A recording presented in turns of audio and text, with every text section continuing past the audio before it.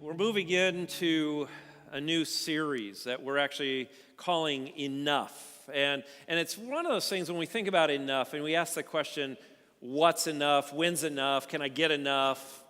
What's enough? We're going to, over the next couple of weeks, unpack some of those different things of what does it mean to be and have enough. We're also moving into 2 weeks or 2 months of an experience that most of us know that we're going to have more than enough. Maybe your table that you're anticipating the holidays with is going to look a lot like this table. It might be a family gathering. It might be a work gathering. It might be some of those different things. But we know the next couple of months, if you're trying to lose weight, are probably going to be the worst possible time. Because there's going to be more than enough of whatever. Because people are going to bring stuff in and they go, I don't want this at home. I'll take it to the workroom. And we'll eat it. I include myself with that, even though I shouldn't. It's like, hey, that's there. It looks good. I think I'll consume it.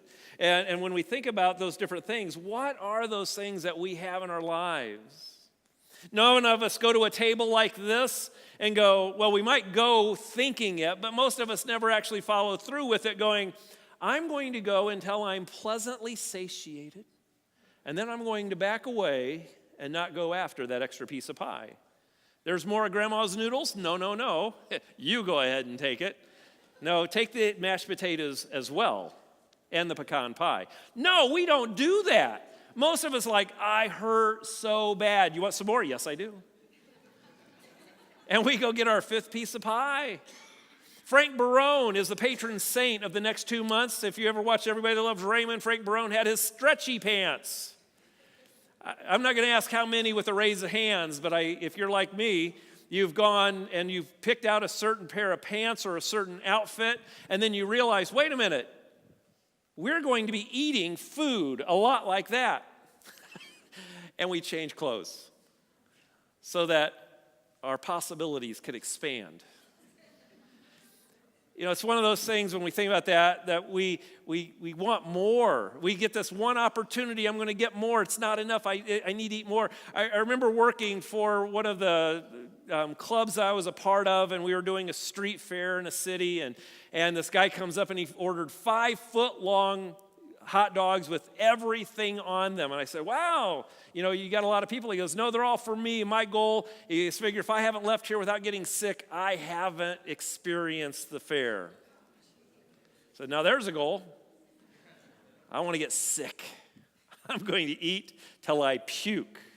It's one of those experiences, and yet we do it to ourselves. There's something about us that when we see that, I need to have more, and we don't have that part of us that turns off in our head, and we wonder why we keep pushing and pushing and pushing for more.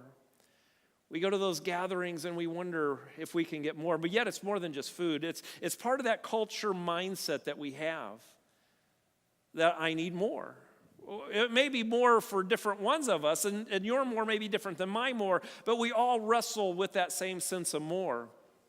The question is, if we're living the American dream, and what we hear from economists today, it's really more of the American nightmare.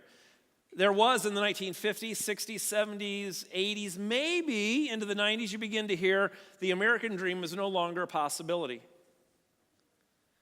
And so we've got generations coming up now wondering what that American dream, it's really more of an American nightmare for them as they're growing up. This week we're going to vote. Hopefully you're doing your civic duty.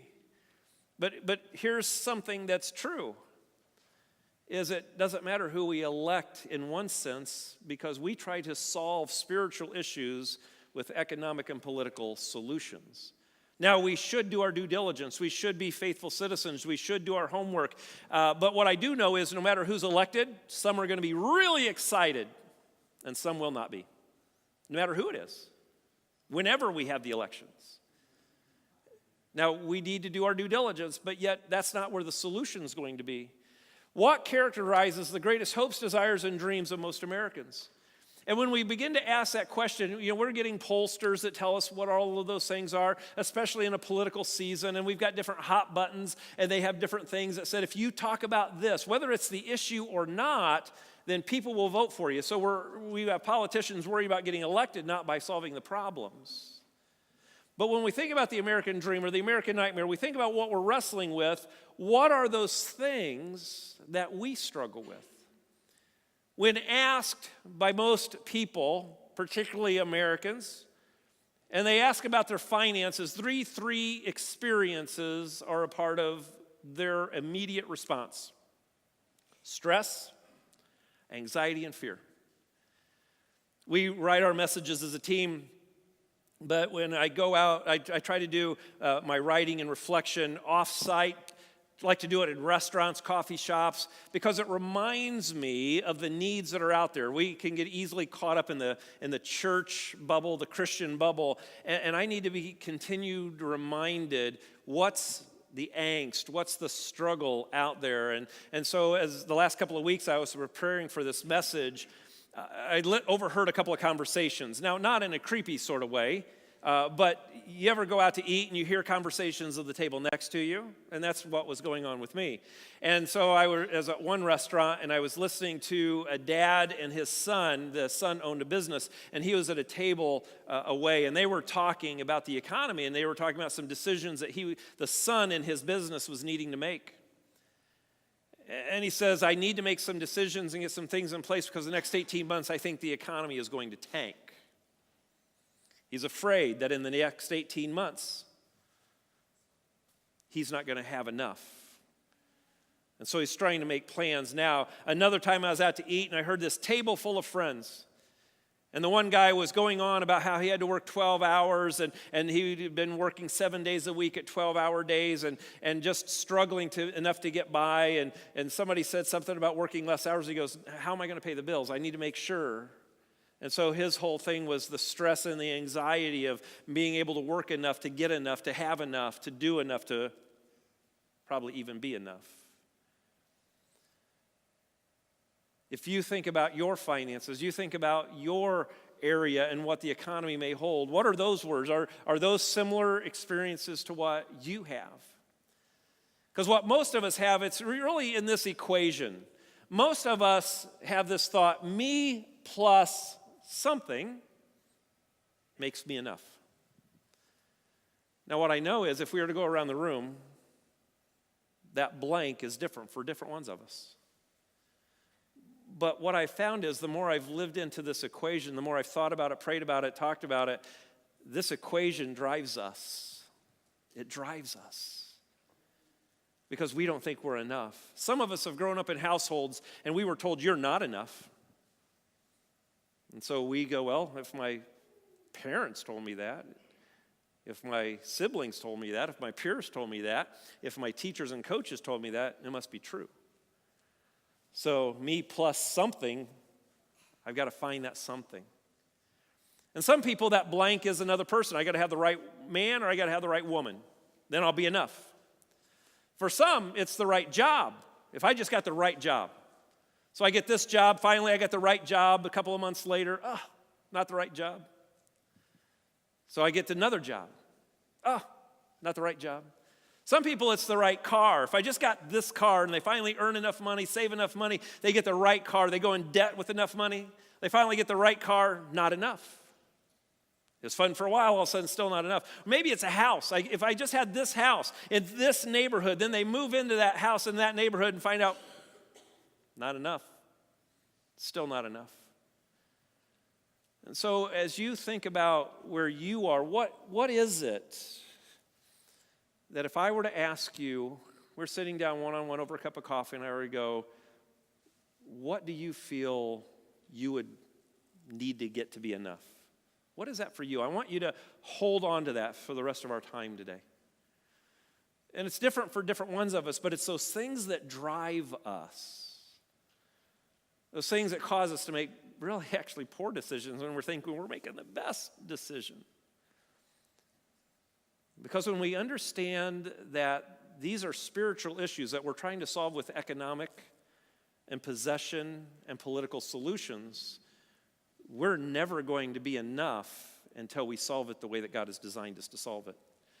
See, the average American home went from 1,660 square feet in 1973 to 2,400 square feet in 2004, and currently at 2,700 square feet.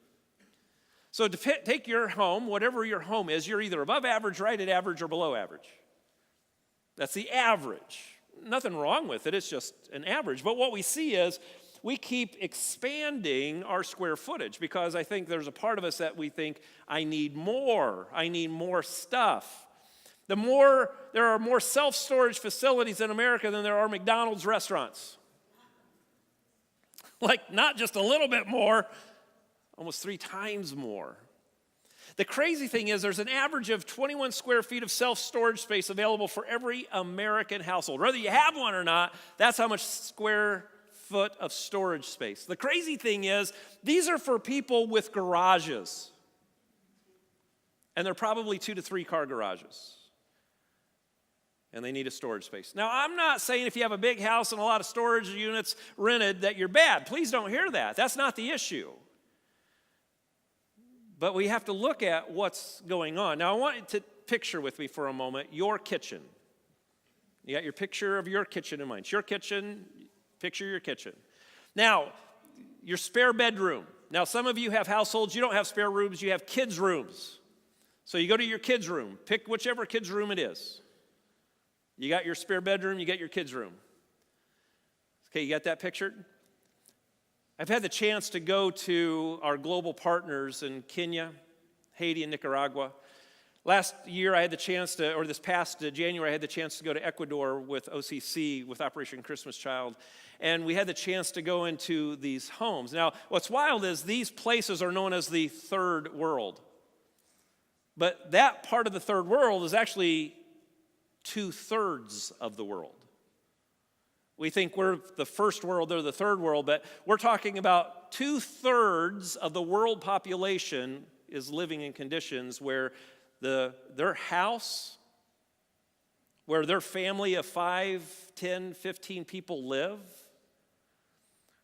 with furniture we would have thrown out years ago, their whole family lives in the space the size of your kitchen or your spare room or your kids' room. Or maybe even smaller. Now, I don't say that to heap guilt. That's not the case. It's just a matter of perspective because we start going, I don't have enough. And as I've gone to these different places and talked to these families, they've been relatively content, but that's what they have. But one of the challenges is the average credit card debt in America in 1990 was around $3,000, 2007 was $9,000 plus, and in 2016, $17,000. Credit card debt. That's not car debt, unless you charged your car on your credit card. The average American spends 102 to 105% of their income. I don't know about you, but if you do the math, and you don't even have to be good at math to know that's not good. The life of the average car loan and home mortgage continues to increase while the average American savings rate continues to decline. I remember I was excited when my car loan went from 36 months to 48 months. Whew! I can get a little bit nicer car with the same low payment. 60 months, 72 months. Now, you got to take out a 30-year mortgage to get some vehicles. And the thing is, some of those vehicles cost what my first house I bought cost. Now, I'm not saying if you have a vehicle that costs as much as a home mortgage that you're bad. If you can afford it, wonderful. But we live in a culture where people will say, you can afford more, you deserve it, and you should.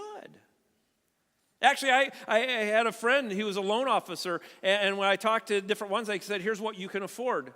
I said, no. I wrote a number, and I said, here's what I can afford. Oh, no, you can afford twice that. And I said, no, trust me. I looked at my checkbook. This is the amount I can afford to write a check for the car. And if you can't give me a car for that amount, I'm not buying it from you. But we've got plenty of people who will tell us, you deserve more, and you should buy more. See, the average sale of credit will spend 125% higher when you use a credit card instead of cash because we don't see the pictures of dead presidents leave our wallet. All of a sudden, that plastic, and then we get the bill, it's like, whoa, how did I spend that much money? A little piece of plastic with a little chip. Now you just tap your phone. It's easier. Now, we're not saying that's necessarily bad, but the problem is we can get upside down in some of those things. Jesus was talking, so we've been reading the Gospel of John in our small groups as a church. There's a line in there, Jesus said, the thief's purpose is to steal, to kill, and destroy. But Jesus said, my purpose is to give them life and a rich and satisfying life. See, the challenge is the enemy doesn't need to get us to do highly immoral things to steal the joy, to kill the possibilities of spiritual maturity. The Greek word for sin is a hunting term. Hamartia, it means missing the mark. Some of you hunters are out there. You know what it's like when you hit the mark and what you slightly miss the mark. The enemy doesn't need us to do crazy, outrageous stuff. Just slightly miss the mark. And then you still miss the target. And what happens is we are getting our joy and who we're stolen, killed, and destroyed by getting ourselves so upside down that the Spirit of God can't move. And we can't do those spiritual things that God calls us to do. I had a conversation with a friend a couple of years ago, and he said, I would respond to God, but if God were to ask me to move today, I need 2 years to get my financial affairs in order. See, so many times we are pursuing things other than God, getting ourselves so upside down that if God asks us to move, we couldn't move if we wanted to. And we're bound to slavery of credit. Because we think if we just get whatever, my world's going to be okay. And we're bound. We're slaves. Thinking that if I just get, you insert the blank, I'm going to have my freedom. Only to find out it's more slavery at a rate that we couldn't even afford when we started. Jesus was talking in different parables, and one of the parables he talked about the sower, and he talked about the sower who cast out seeds, and he talked about the seeds that fell, and he said the seeds that fell among the thorns choke out.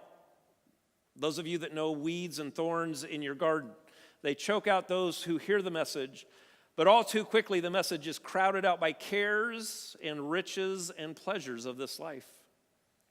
And so they never grow into maturity. Just slightly, I just need to get you slightly off mark. And I have stolen the joy, I've stolen who God has called you to be and how God can use you. And we get stress, anxiety, and fear by the cares and the riches and the pleasures. Say, well, aren't we supposed to have a good life? Why aren't I supposed to enjoy the fruit of my labors? Yeah, the problem is it's a slight adjustment of our affections. It's where we put our affections is what's moving us off mark. When we think that me plus something other than God is going to make me enough. Jesus said, and what do you benefit if you gain the whole world and lose your soul? And most of us are like, let me figure it out, but I'm going to get all that I can while I'm here, and then we'll figure it out at the end. The problem is we don't have a guarantee in how we're going to exit this earth and if we'll have time to make those decisions. The problem is we think we're going to be able to take it with us. We think we're going to be able to take it with us, and we'll do everything we can. And actually, there was this guy who's a very rich man, made a lot of money, and he said, he told his wife, he goes, now when I die, you put all my money in the casket, which is always interesting. He's married to his wife, and he said, put all my money in the casket. That says something there. So the day comes that he dies, made her promise, she promised.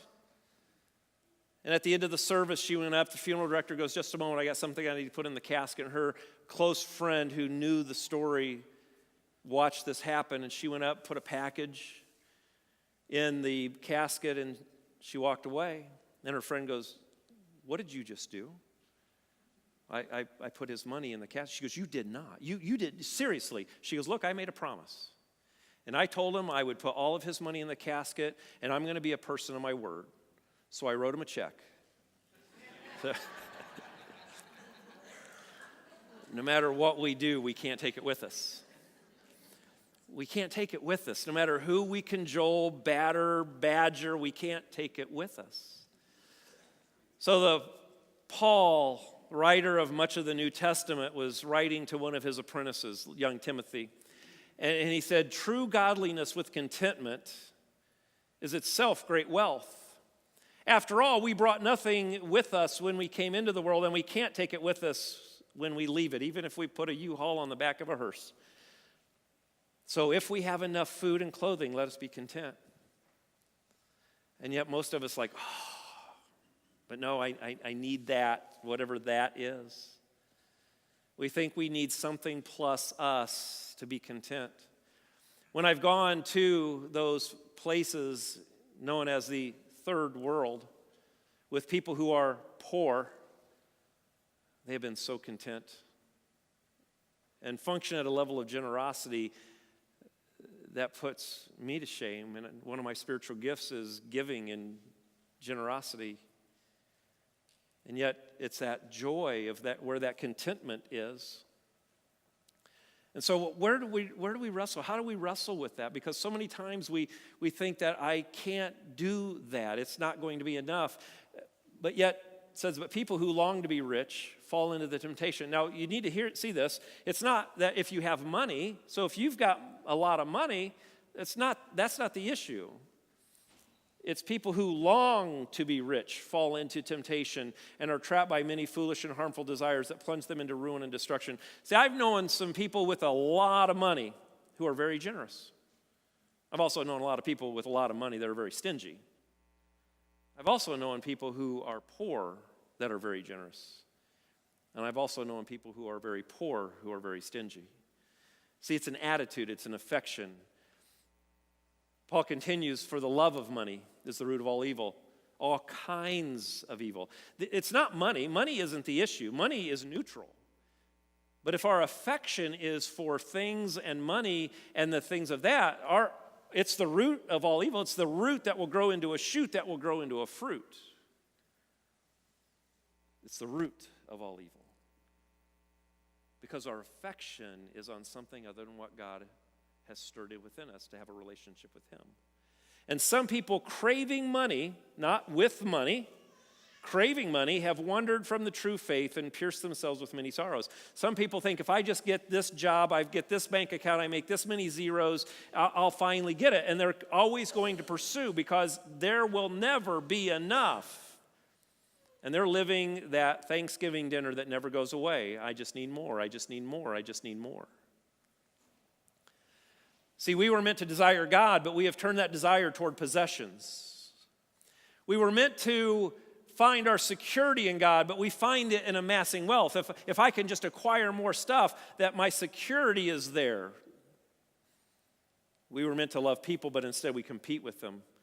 And now you're a competitor for my position so that I can have the right place, make enough money, live in the right house, have the right status. And we see people as competitors and objects to push out of the way. We were meant to enjoy simple pleasures of life, but we busy ourselves with pursuing money, things, and status. See, some people go, I don't care about money. I don't care about things. Boy, they want titles. They want status. They want people to think well of them. See, that blank line is different for all of us, but we all wrestle with it in some way because we don't think we're enough. Our equation is we're meant to be generous and to share with those in need, but we selfishly hoard those things for ourselves. See, one of the challenges is when we do that hoarding, we make fun of the TV show The Hoarders. And we may have a clean house, but we're hoarding and hoarding and hoarding if we don't have the equation right. And so what's that equation for you? Me plus what makes me enough? If I just got, I got this, but no, I need to just get this. So we're going to have some people share some stories. And Justin and Carrie, who did our Did You Know, we asked them to share their story with us today. And they talk about their relationship, and they talked about how they were trying to fix some of those things in their life and in their relationship. So I invite you to listen to Justin and Carrie as they talk about their experience as a couple and some of the lessons that they've learned through the time. So let's give Justin and Carrie a listen.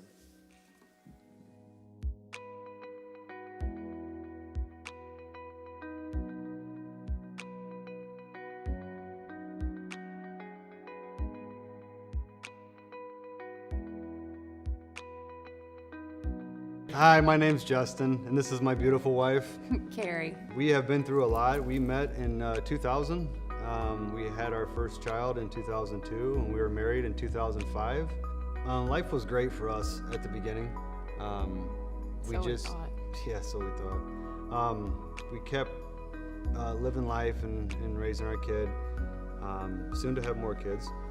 And we enjoyed each other. We enjoyed life, and we did have episodes or items that would happen in life that we wouldn't quite take care of or fix. I seem to find ways to try and fix those items, and that's something that she agreed with me on, and that was moving. We probably moved 3 times, and the problems were never resolved. They only got worse because they were never fixed from the beginning. That seemed to stay with us, and it greatly affected us. It caused for divorce. Marriage counseling. Yes. I don't know. In the moving, we just thought fresh start, clean slate, and the problems just came with us. We had this broken foundation. We were trying to build this life on a broken foundation. It just kept crumbling. We were winging it left and right, and then, coming here and doing that, and then just even doing this ministry, like that was so helpful.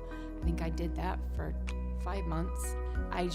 There was a moment where I just learned to forgive, like put all of that aside of the anger and the hurt and all the fights and everything, just let it go. And eventually, I learned, I felt so much better. She learned to forgive me, and I learned to forgive her. I learned, I'm in love with my ex-husband. This isn't right. And so then I learned, obviously, I'm not happy where I'm at, and my love and my heart is with someone else. So, and it was you. That's nice. So we've been married 2 years. We have 3 beautiful kids. We've been married 2 years, 7 years total, with 2 different marriages. 3 years of divorce, 3 kids. We just got a lot going on. It's hard to say when somebody says, well, how long you guys been married? Well, do you got time? Really think too, in the past, we didn't have that support. We didn't look for it. We didn't have that strong foundation of faith, and it was just we were winging it left and right. When we were first together before our divorce, we were not part of any church. We were not part of any organization. We were not. I would claim I was a believer or I was a Christian, but I wouldn't do anything to, build my walk with Jesus, or I wouldn't do anything. But when we were divorced and then we got back together, she had invited me here to Sunrise because she had came here a few times with her previous boyfriend, and she made sure that I was okay with that. And I really didn't want to, I guess. I came here with her, and I love the service so much that I wanted to come back. And she had brought that up to me, which I thought was great. And now we've been here for 4 years. Yeah. 4 years. Around Christmas of 2014. And it's crazy because after our divorce, we got remarried, and the person that married us was Scott Green. And the person who fixed our marriage when it almost fell apart the second time was Scott Pattison. So I love the name Scott for some reason. And we love this church, so it's been a great thing in our life. This church has done amazing things to make my walk, my religious walk, better, much better, and I feel like a better person just walking in here. Mm-hmm.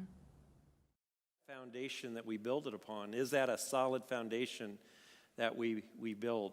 See, the challenge is when I admit that I'm not enough, I'm free to run and cling to the God who is enough.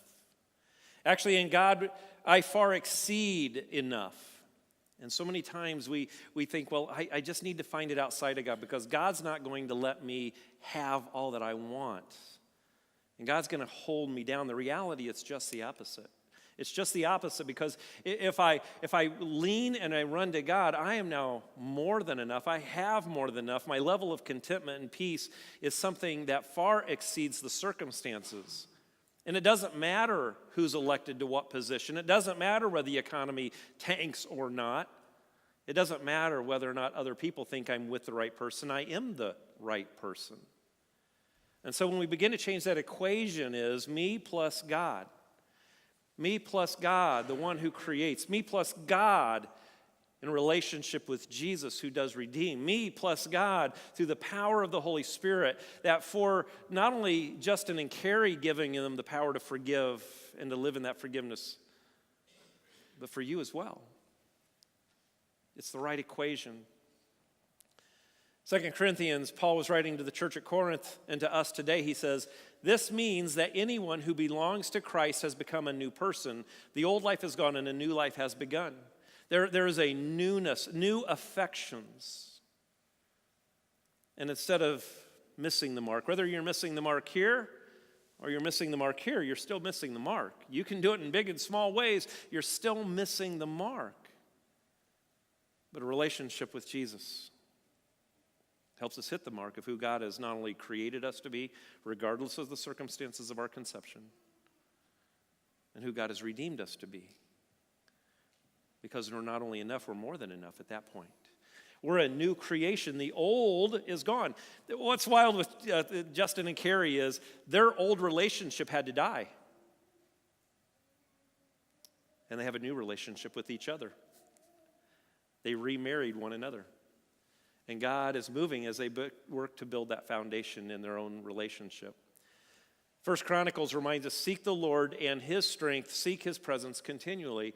So many times we spend our time pursuing this. If I just get this, if I just accomplish this, if I just do this. And we're swapping people out, we're swapping jobs out, we're swapping houses out, we're swapping cars out in the pursuit to get more, to be enough. But we shift our affections, and if we seek the Lord in his strength and seek his presence continually. I don't know about you. I don't miss meals. Actually, I'll do a couple of obligatory snacks in between just to make sure I don't get hungry. So I'll eat breakfast. I'll have a snack in the morning. I'll do lunch. Probably have a snack in the afternoon. And then with the holidays, people are going to bring stuff in. So there's like more stuff to eat. And then we'll do supper, and then you got to do a midnight snack. People say we're hungry spiritually. And yet I have to ask, have you ever opened the Bible? Are you feeding on anything spiritual? Well, I read the Bible once back when I was in high school. Would you say that about the last meal you had? I don't need to go to church. I don't need to be with people to grow my faith. Maybe not. But if you thought that about your marriage, if you thought about your best friend, I don't need to spend time with and be in a relationship. You can have that kind of a marriage, but is that the best kind? It's like the old guy, like 50 plus years of marriage, old guy. And he told his wife, he said, well, I told my wife I loved her when I married her, and if things change, I'll let her know. And we wonder what kind of marriage they have. Sometimes we wonder about my spiritual relationship, and if we were to treat our spiritual relationship, our earthly relationship, the same way we treat our spiritual relationship, we would wonder why we're in a divorce, or why I'm empty, why I'm hungry all the time. It's about where our desires and our affections lie. And so I want to ask you, as we begin to transition toward the end of our time, what do I think I need to add to me to be enough? What is it for you? What is it that you have said, if I just get? A couple of weeks ago, we talked about Hannah. And she had those drives that drove her. For her as a kid. What is it for you that's been driving you? And you say, I'm not enough until I get. What is it for you that fills that? And I invite you to give that to God, to release it today. And then today, choose. Choose to let God, through Jesus, fill the gaps in your life. And so we're going to take the next few moments and really create some space. And this is a prayer I want to invite you to soak in and pray. So I invite you, if you would just put your hands on your knees. If you want to do a different posture, I'm fine with that. But I find that this is a helpful one for me, is it's a receiving posture. And I invite you to ponder. We're going to leave this screen up for a while, and I invite you to just to ponder and let this prayer be your prayer. You can let those words become your words, or let that be a foundation and an outline for your prayer. But a prayer is something like, change my heart, oh God. Clean me out inside. Make me new. Heal my desires. My desires have been going after, and my affections have been going after something other than you. Help me to hold my possessions loosely. I want to hold you more tightly than things. It's one of the reasons we take an offering. It's not that God needs money or the church needs money. It's that we need to release those things. We need to hold more tightly to God than things. And it's part of that practice in our life as we encourage to think about what are those percentages that we need to release back to God. It's a matter of what we're holding on tightly to. Help me to love you. Teach me simplicity. Teach me generosity, and help me to have joy. Generosity, simplicity brings joy.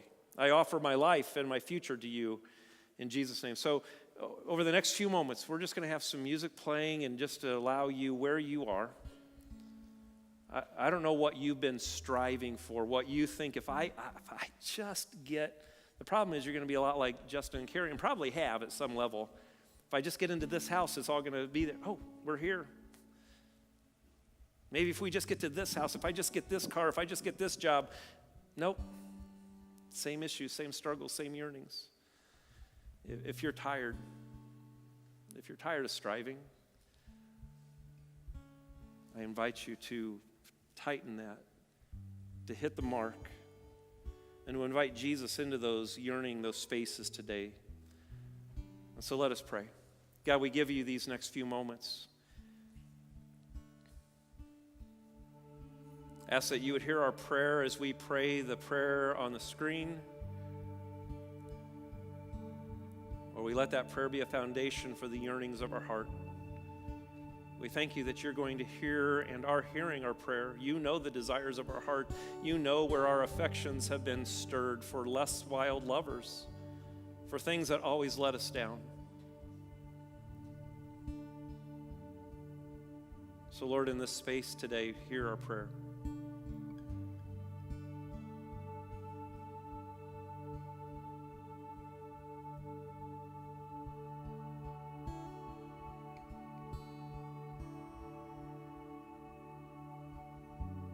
For some of you, I get the sense that that affection towards whatever that is has been such a part of you, there's a level of fear. But if you give up on that, then you'll never know.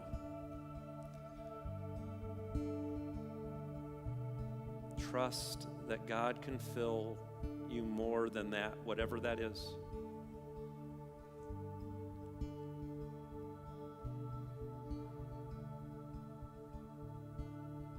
Allow God to help you reimagine what enough looks like. I get the sense that there are some that it's hard to even imagine what that enough is. And so allow the Holy Spirit to form in your mind what you fully enough is. Some of you have been told you're not enough. Maybe it was your parents, maybe it was your siblings, maybe it was a coach or a teacher, a friend, a coworker. Those were lies. You are more than enough in Christ Jesus.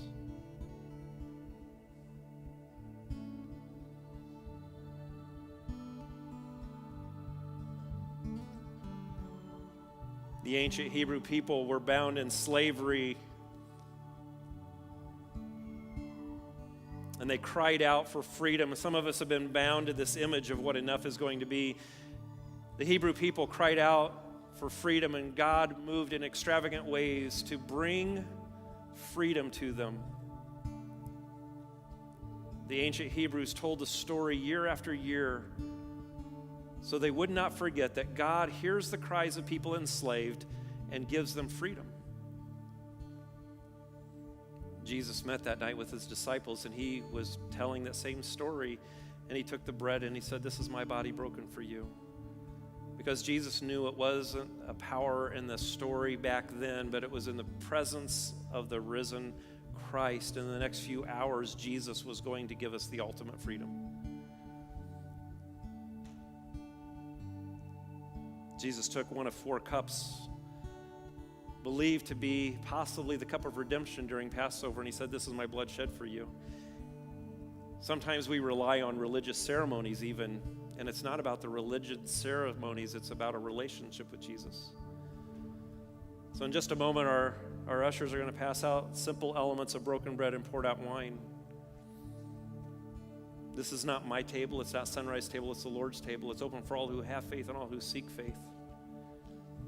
And I invite you to take those elements and allow the piece of broken bread and the cup of poured out wine, unfermented grape juice, to remind you of those broken, jagged areas. They're gluten-free, so we've removed all the barriers.